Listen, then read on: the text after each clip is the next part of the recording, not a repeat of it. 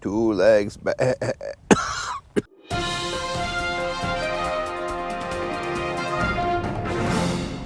Good morning and welcome to Weekly Update. Today is Monday, May 13th at approximately 7:10 in the morning. Here are your morning updates. There has been grumblings throughout the Boundary Waters that there has been a Bigfoot sighting. We'll have more on that later. Also, on your morning lifestyle, we have world-renowned Boundary Waters chef, Senor Roberto, who we will be talking to later about some of the cuisine of the Boundary Waters. But as for the Portage Mules, they are late breaking news. At 7:50, they left their campsite this morning, heading to their honey hole. It has been indicated through numerous sources that the Walleye Leglodon has been sighted in between Wednesday and Thursday Bay. As they leave on the hunt for the Walleye Leglodon, they have brought 2 fishing poles, paddles, an extra one, minnows, and some rations just in case the expedition takes longer than expected. They've also brought their trusty IKEA bag, silky saw, and 15-inch Fisker loppers in order to acquire additional firewood. Their current walleye count stands at 74 walleyes since Saturday, May the 11th. They're currently on track to beat their previous record of 114 walleyes by sometime mid-tomorrow morning. Temperature is approximately 45 degrees, sun is out, the northern lights were a flurry last night. However, we were in the tent, the only thing that caught it was the GoPro. Given that there's clear skies this evening, we may be out in search of the northern lights as well. We've got breaking news coming in. Hold on, what is that? Confirmed Walleye Leglodon sighting, Wednesday Bay. We have, say that again, Wednesday Bay, we have a sighting of the Walleye Leglodon. So, at this time, we're going to have to break from this newscast and make our way to Wednesday Bay. Stay wild, Boundary Waters. And we're hooked up. First tiny little guy of the morning. Not even fighting, really. Oh, I just got a record. Come here, little guy. Ooh, be nice now. Set the hook. Let's see what we got when we bring him up. Oh, I think it's the baby brother of the other one. Gee whiz. Do not spit my minnow, do you hear me?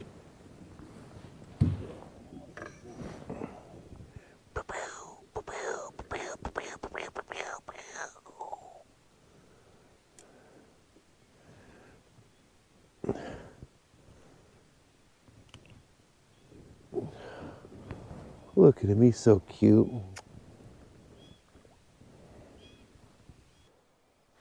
But you can't handle the truth. Fish, fish, fish, fish.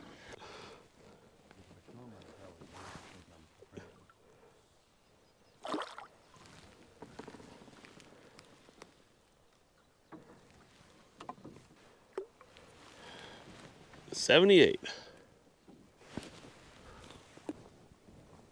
Ladies and gentlemen, fishermen and fisherwomen of all kinds. Step right up to our selection of jigs. Fine specimens we have to offer.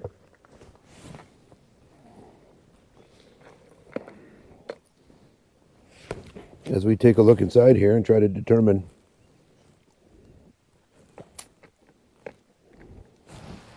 color to switch out to. I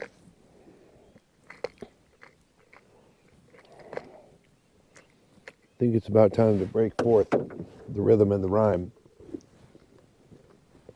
I'm Robbie Rob, and I'm here to move you.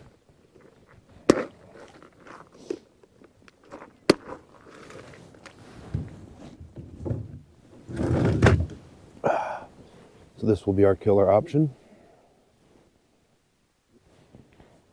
You all know this as the silver disco ball. Oh, got a fish on. Well, I was getting Rob's minnow again.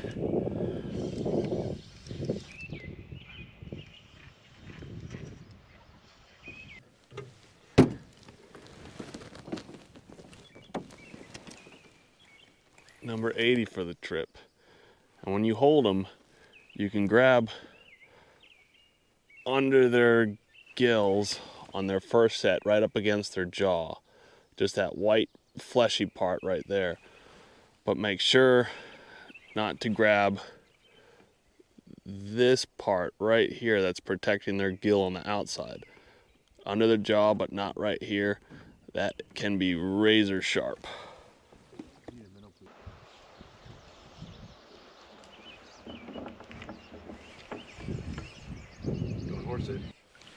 Oh man, that's the one you caught earlier, isn't it? I don't know, but hold on. Don't speak now. We're gonna see whose is bigger. Oh. Bigger!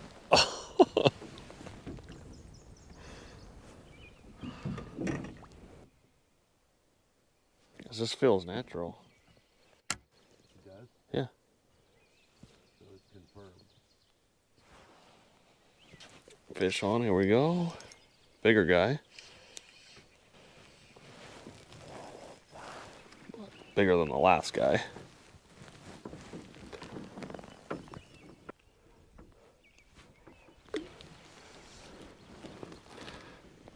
Here I go again on my own. Going down the only road I've ever known. You guys all saw that. I just strung that through first try with no glasses on. In my world, that's a good day.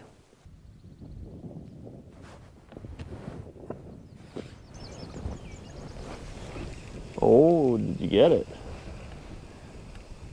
Got him. Nice. No. It's a No. monster. He's nothing. It's a monster.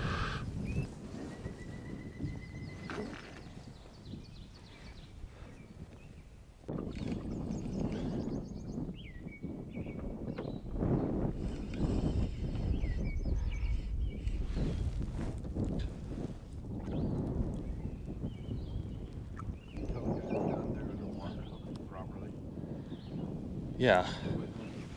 Yeah, no one's gonna believe I caught it on the bottom lip. Do better, man. 82.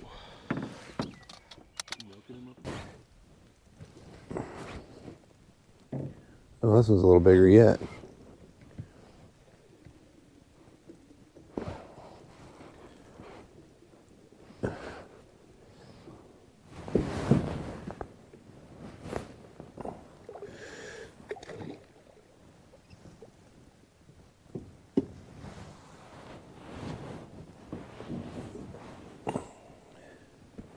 Ow.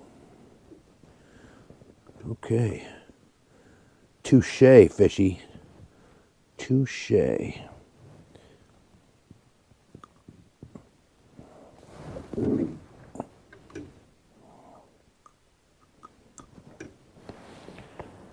Nice little walleye.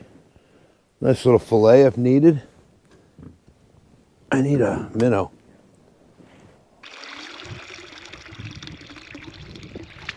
Let me catch this fish first. We're gonna have a new rule that you're gonna be required to take your line out of the water. Every time I get you a minnow.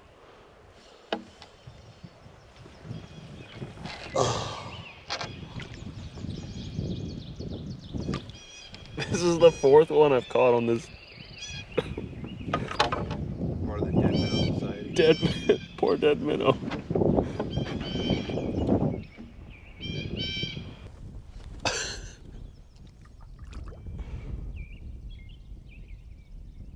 Hold on, let me just get this back in the water.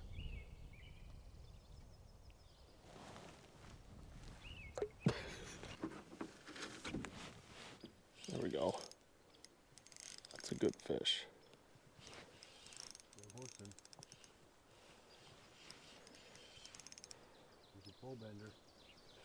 Head shaker at that. How big though? Oh, he's decent. Whoa! Alright, I got a northern pike on the end of my line here. But he has control at the moment.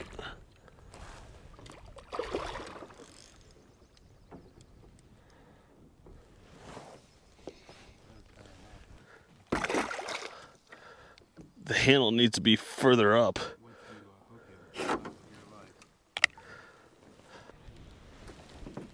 Okay. Gotta make sure I hold on real good.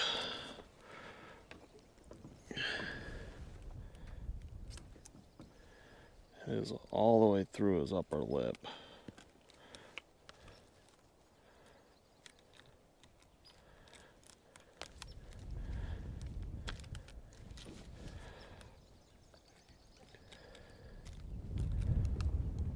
Okay, I got my jig out. Still on the line.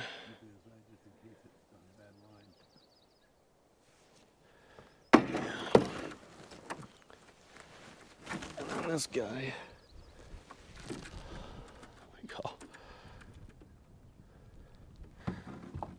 So with me handy, as always, fish grips of some sort. These are the new ones that float. They lock instead of pliers, and these fish spreaders. So in that case, I could get into the guy's mouth pretty easily, but these will break apart and open their mouth.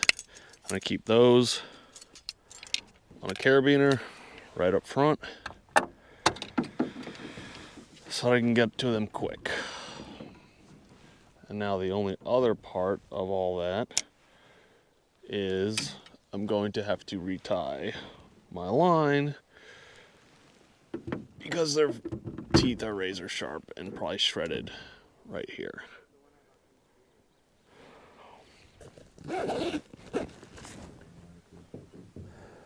Little fishy, show me how you do it. Go ahead and shake that fin. Go ahead and eat that minnow. Nope, that's a terrible rap. Little minnow, show me how you do it. Shake that head. Nope, I quit. All right, disco ball silver is not successful.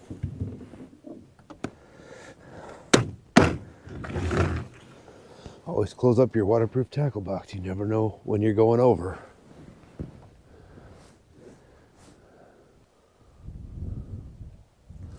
This jig is a Hearts on Fire jig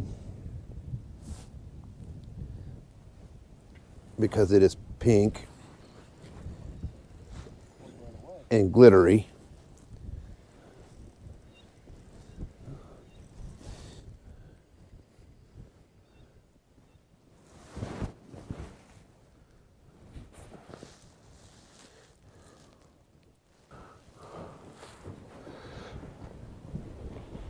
And as you can see,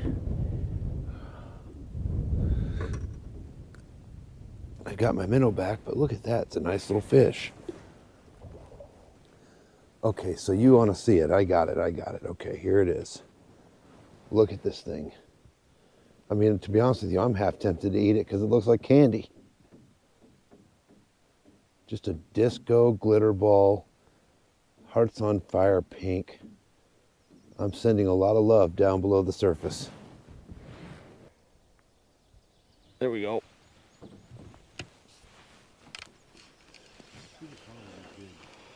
Yeah, I don't really know what I'm doing on this method, but yeah, I don't really know what I'm doing in general, so this method doesn't change that. It's still Disco Inferno. I'm trying out this method, holding it like this, been told it feels natural, and in a way it does. The only problem is I keep the arm of the reel on this side. I really need it on this side to be effective, but it's interesting. I see a lot of people up here fishing for walleye and doing really good, so I thought I'd give it a shot. That's a bigger fish. I'll tighten my drag down a little bit. See if Ben decides to take this one to camp.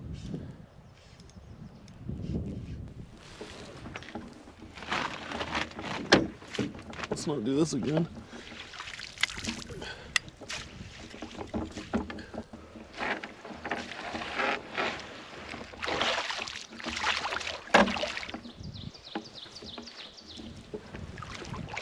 Look at that one. Yeah. Rob said it was a... What a Jim dandy.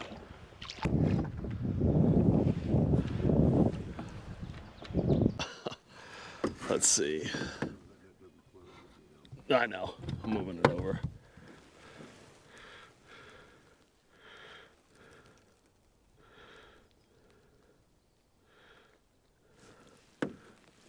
Oh, just 22 and a half. I think it could actually pan out really well.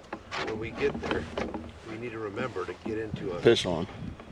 Fish off. Karate Kid Part 2. Maybe it is time for a new jig. Whoa. Maybe not. That's a northern. No, it's not. That's a big walleye. That is a huge walleye. That is a big walleye. Is that ready? Get him up. That.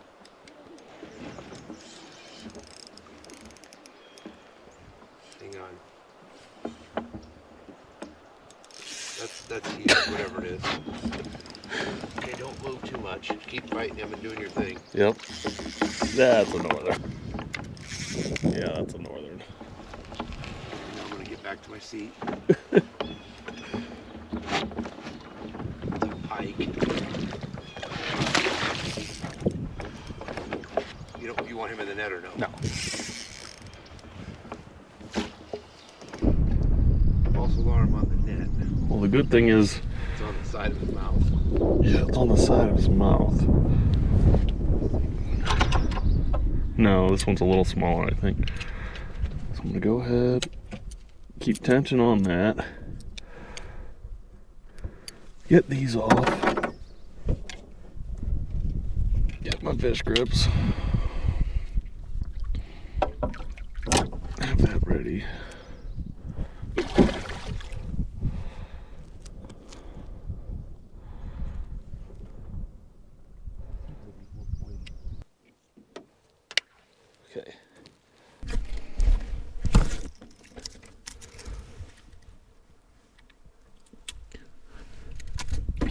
Okay. Okay, there he goes. Just giving you a mid-morning news update. In the morning here, we've caught 21 walleye, and we are now heading back to pick up some firewood at the local firewood supply house here on Crooked. I'm going to send it over to our live correspondent, Tob Bolson. Tob, take it away.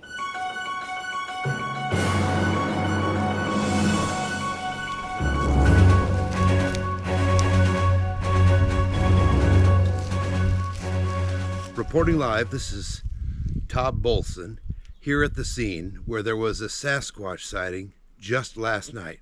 I'm standing here with Gert Birdie, who's going to give you his live assessment of what took place. Gert?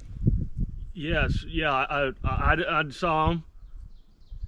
And tell me, what did he look like? Yeah, it was mass. It was. Can you hear me? Yeah, I can hear you fine. Okay, it was massive. It was 10 foot tall, big and hairy, and he was just in here going crazy, knocking down all these trees. Look at this tree.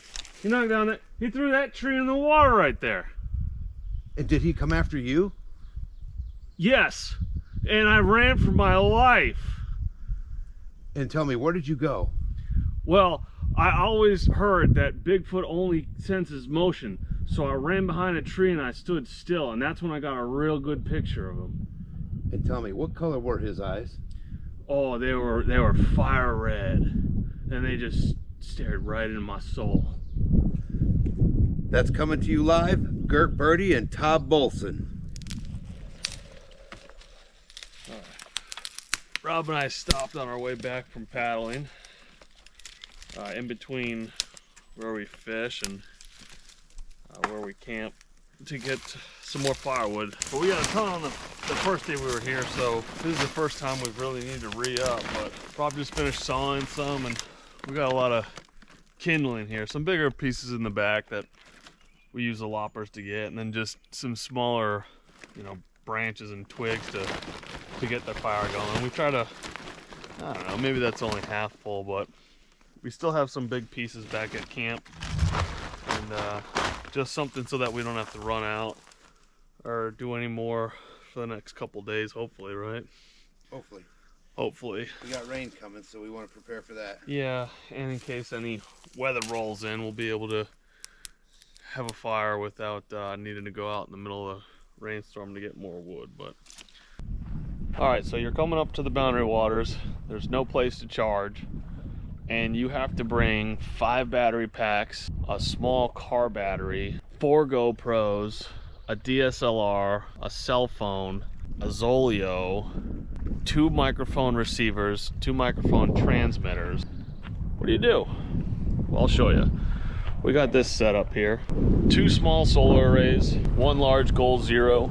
The smaller ones are 24 watt, 28 watt. The Goal Zero is the Nomad 50, and that just charges the Goal Zero battery right there. About smaller than a car battery and a lot lighter, but I do think it's about 12 pounds. Now, your average person is not going to need that. That's just for us with all the electronics we bring.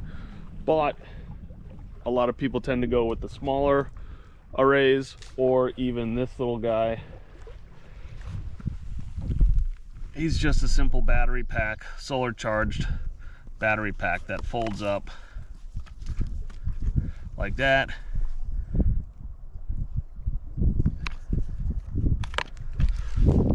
This guy you can bring in the tent at the end of the night and charge your phone or your GoPro batteries or whatever you have. It lasts for a while. However, let's see, the capacity on this is 25,000 milliamps. I think that's what that means. It's a 3.7 volt. Only downside of this, it takes, I want to say, longer than a day to charge. So get it in the sun whenever you can, but your average, you know, person coming up here that might have a cell phone or something like that, a satellite communicator they want to keep charged, this is your guy. These other ones are great, but they're only going to charge when they're in the sun. Whereas with something like this, you can charge it during the day, bring it in the tent at night, and charge it later.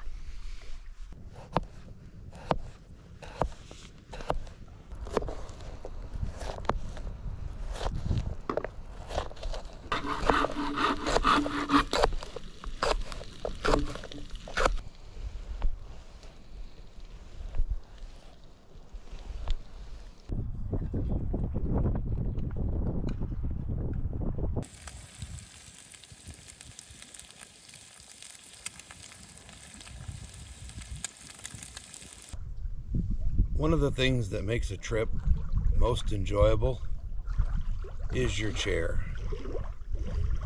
Some of you may know that I have had nothing but trouble finding a good chair.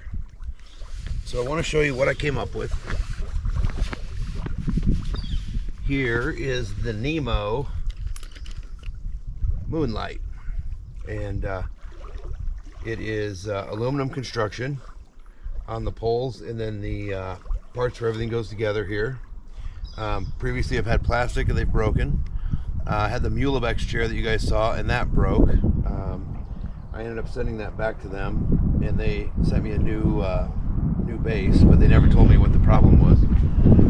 But I found this online through REI, and the thing that I like about it is it's adjustable. So you can actually bring it more forward or lean back a little bit further. Not 100% sure what it weighs, but I'd say probably about 3 pounds, probably. But it's the Nemo brand Moonlight. I was just in the REI in Minneapolis as we were on our way up to pick up the Ursacks to be compliant, and saw that they were listed in there at $179. Although I paid like $129 for this one online. There's a special. And so far I've used it on 2 trips and I've been extremely happy with it. Breaks down and sets up real quick. So if you're looking for a chair that holds a big guy and is even a little bit adjustable, this one works great for me. So this year there were new regulations put forth by the Forest Service about how we have to deal with our food in camp. So because of this, you have to either hang your food from a tree that has to be 12 feet high and 6 feet away from any limb, or you can store the food in a bear-proof container, or you have to basically keep the food on you at all times and under your watch. So Rob and I, on our way up here, we stopped at REI and we picked up 2 Ursacks. These are the 30-liter Ursacks, and both of them actually fit in our old blue barrel. So what we're doing is, in order to stay compliant with the International Grizzly Bear Committee that says which of the food containers are allowed or not, we bought these and we store our food in these inside of our blue barrel, just because these are untested, at least for us, untested. We weren't sure how good they would close up, if mice would get in them. You know, we would think if a bear couldn't get in them, mice and rodents wouldn't be able to get in them, but we wanted to be sure, and there's really no way to carry these. So they need to be put in a container as well. We already have kind of our packs divvied out for everything, and the food barrel's always been for food. So this is what you get for 150 bucks. But they have a little, you know, it's a little bit heavier of a material. You know, I don't know per se what makes them bear proof, but they're on the list, right? So your options for stuff that are on the approved list are the bear vaults, which we couldn't find one that was big enough for us. We would have had to buy a couple again, or a 50 gallon or a 50 cal ammo container, which is too small, or some coolers, which are too clunky. We're not going to portage them out here, or 50 or 5 to 55 gallon steel drums. But Rob didn't have any 55 gallon steel drums at the house, so we went and bought these. So this is one that we've already gone through. They have a little picture of the knot they recommend of using. I've tried using it. I don't know the difference between this knot and other knots, but it works and it cinches up pretty good. You know, maybe I didn't close it too tight, but that's why I was just worried about stuff getting in and how tightly it could close. So this is one that we have right now our food in.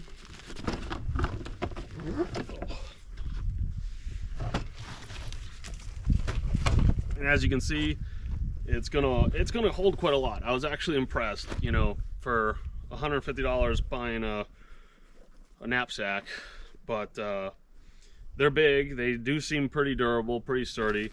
Like I said, whatever this Cordura, you know, material is, seems pretty good. Whether or not it can withstand bear claws is up, but hey, we've been here now 5 days, no bear encounter, so maybe it's working. But yeah, that's it.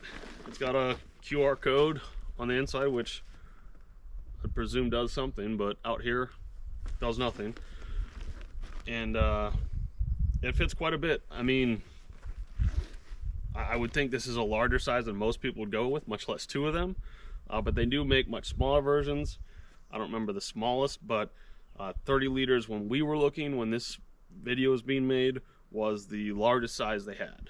So we wanted something very similar to the Blue Barrel, so we just bought 2 of them.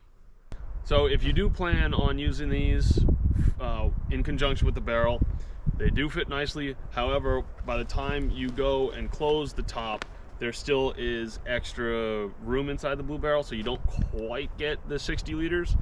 But you can put other non-food stuff in there. I think we put in some towels and fishing gear and stuff like that just to fill up the barrel so it's not wasted empty space. And if you're not buying them, we talked with some of the outfitters on the way in here. Canoe Country said that they were most likely going to have to be getting some to rent out to people, because now the Blue Barrels are no longer a sufficient way to store food. So at least by themselves. If you hang it, that's no problem. Without getting into the debate on why this rule was created, you know, food safety or food storage at camp is imperative. I mean, there's certainly bears out here.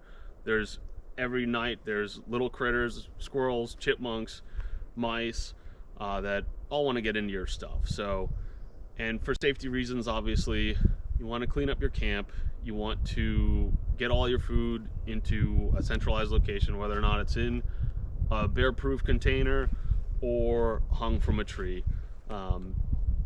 If you do hang it from a tree, just be warned.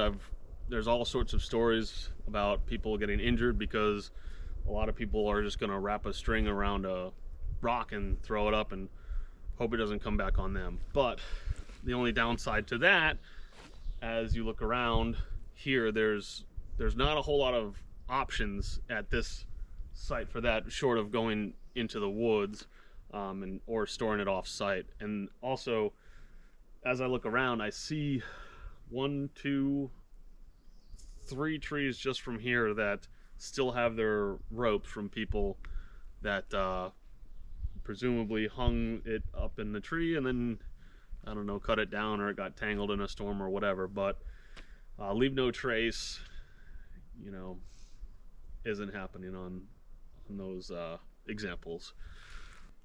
So far it's worked for us.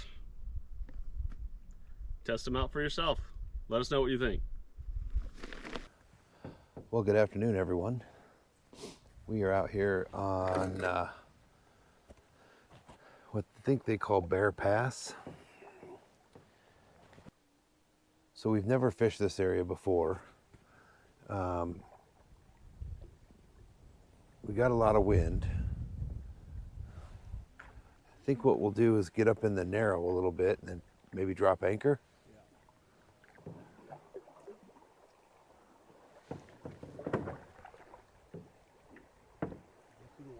No. Just sitting there? There's a big rock up ahead of you. Isn't that a big rock up ahead of you? Good. Look down here. Couple.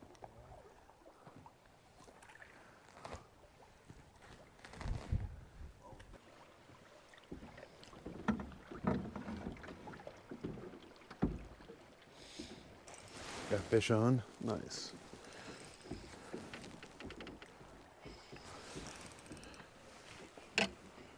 Sounds like a decent fish.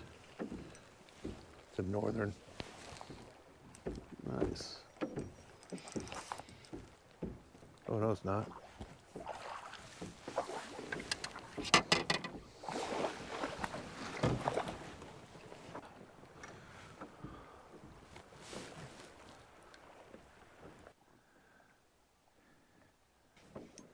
This one looks good. That one looks real good. We have our choice.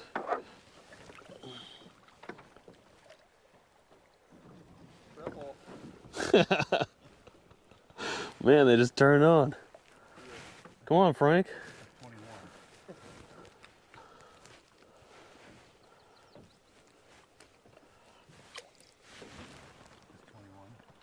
21. All right. Well, there goes that. We'll keep that one. It's a northern. Just dropped it in.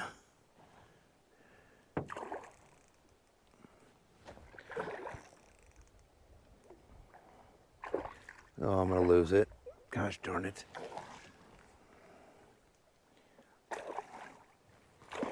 Oh, maybe not.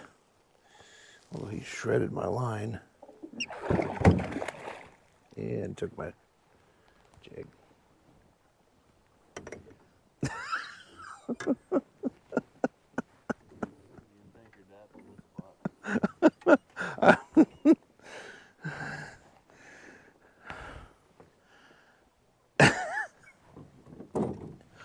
I'll tell you what, like, come in here and throw in copper magic, that would be fine.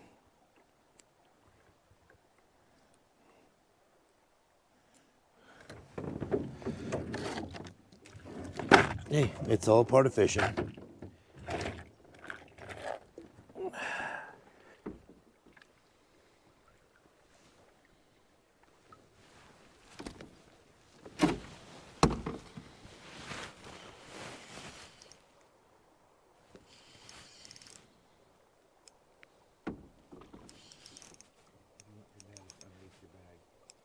I think this might be a pike. Okay. I think it might be a northern. If not, it's a big walleye.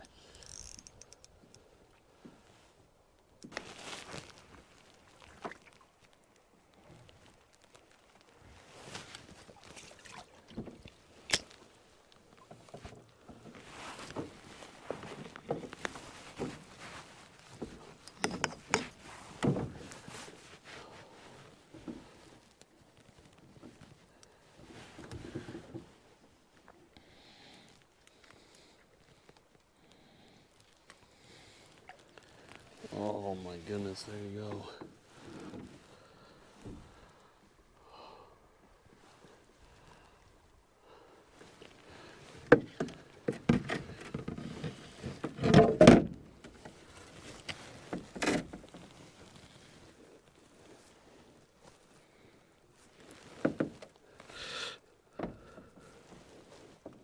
$21 and a half. Look at those fins.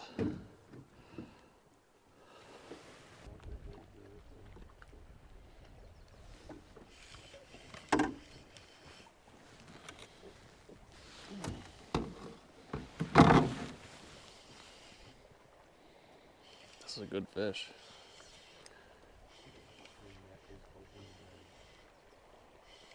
It's not that good.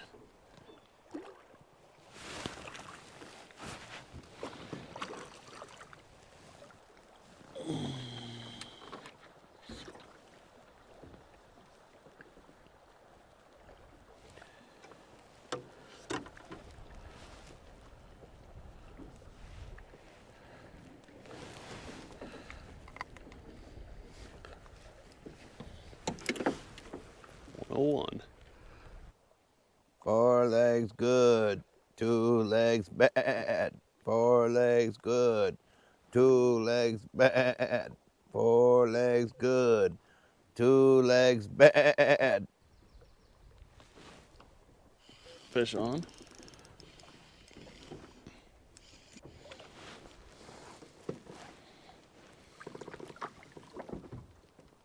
Little bait stealer.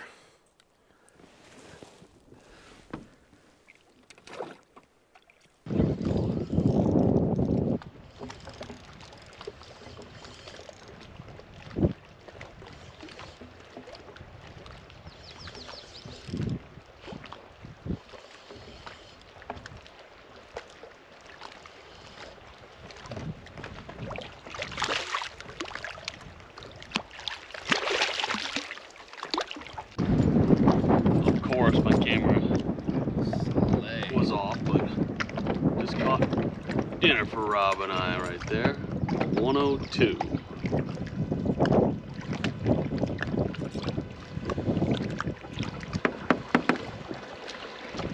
Oh, 103.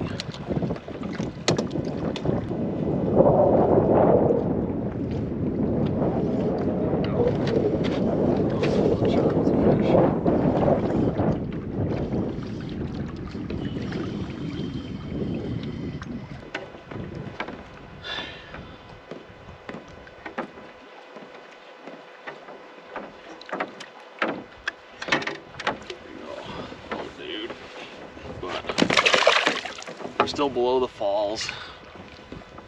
We're not anchored, we're just drifting, and it seems like we're changing our drift every minute. Sometimes we're going to the falls, sometimes we're being pushed out of the falls, sometimes we're just swirling in circles. But we tried anchoring in a few places and really wasn't successful. Flies, flies, everywhere there's flies. Need some insecticide to get rid of them.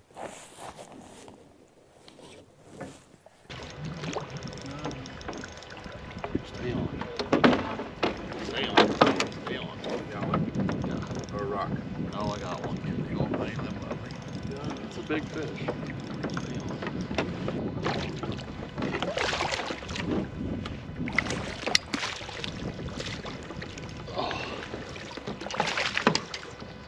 You lucky. Just in time.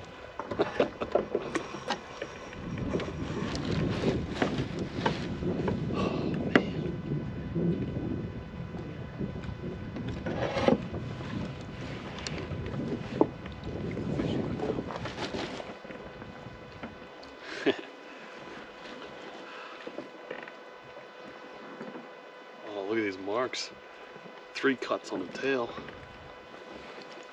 On one of those charter boats. It's a 23-inch fish. American walleye, I can't let me be. I just gotta change my leader once more. Add a minnow leech or more. There's something in your moon eye that makes me want to catch you tonight. Oh, walleye, get close to me. American walleye, come eat my minnow. Well, I just can't catch anything.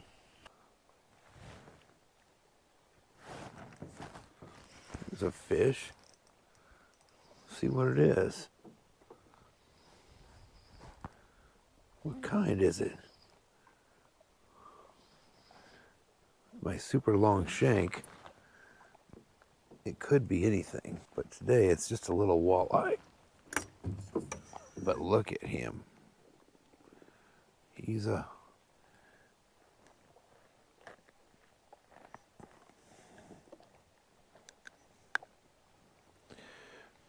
Yep, just a little guy.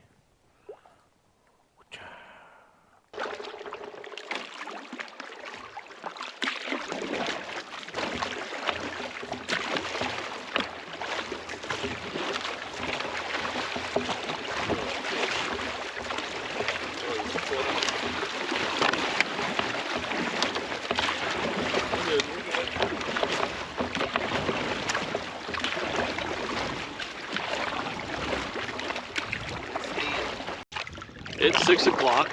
We are just leaving a new area for us at the entrance to Thursday Bay.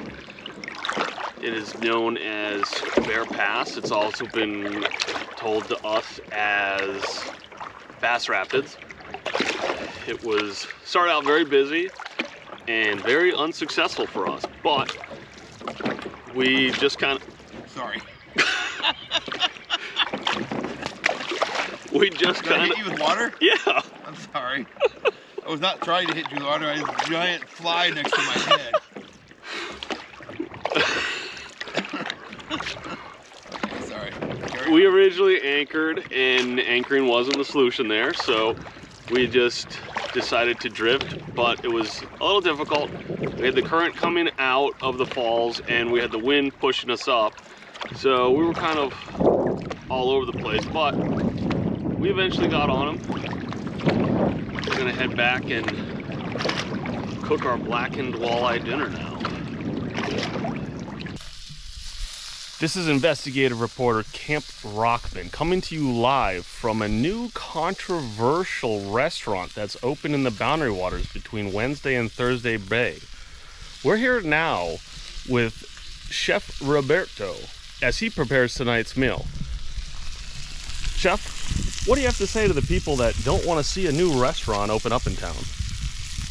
Primero, yo quiero decir hola, soy Roberto, Chef Roberto, bienvenidos a mi cocina aquí en el Boundary Waters.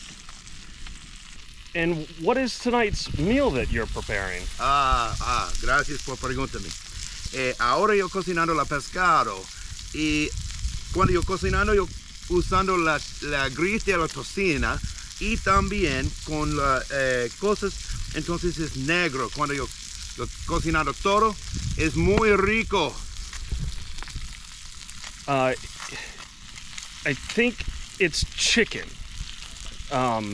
Ay, no, la sabor es no mismo por apoyo, es el pescado. Mi familia es de Italiana y México. It's definitely chicken by the looks of it. And it does look good, Roberto. And who are you cooking for? I mean, where are these clients coming from? Ay, no personas, es solo para mí. El restaurante es para mí. So he's definitely in business and he's selling the food here. So stop on in between Wednesday and Thursday Bay. What was the name of it? No. Es cerrado todo tiempo. Es solo para mí. Yo cocinando para no personas. Solo mío y mis amigos y Wow. mi familia. Okay. 24/7.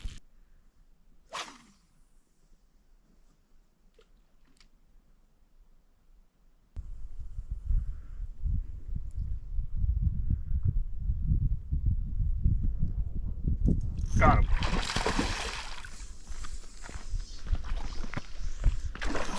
Oh boy.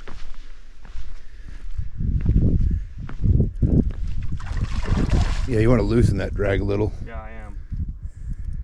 He's already taken off with it.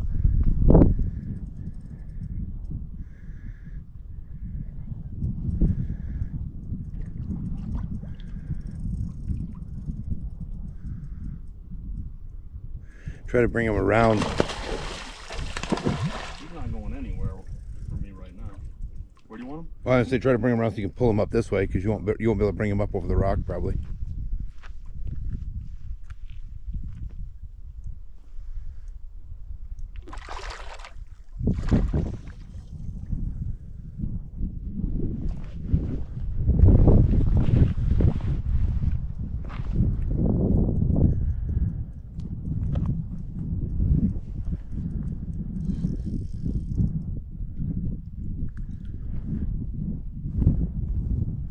Get ready, he's gonna tear out of here. Probably. This looks good though.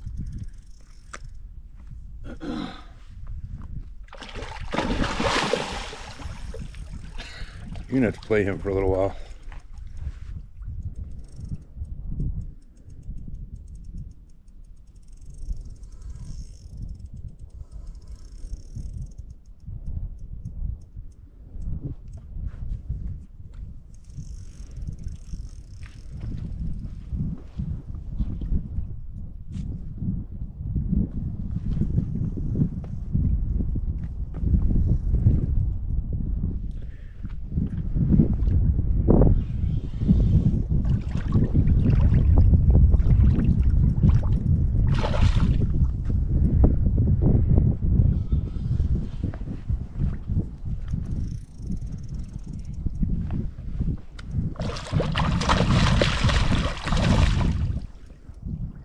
You want me to hold the reel? No. Just don't get that, yeah, don't get the pole to bend too much.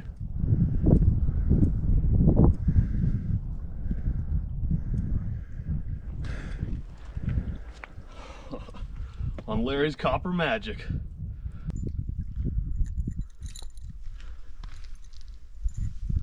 Prehistoric.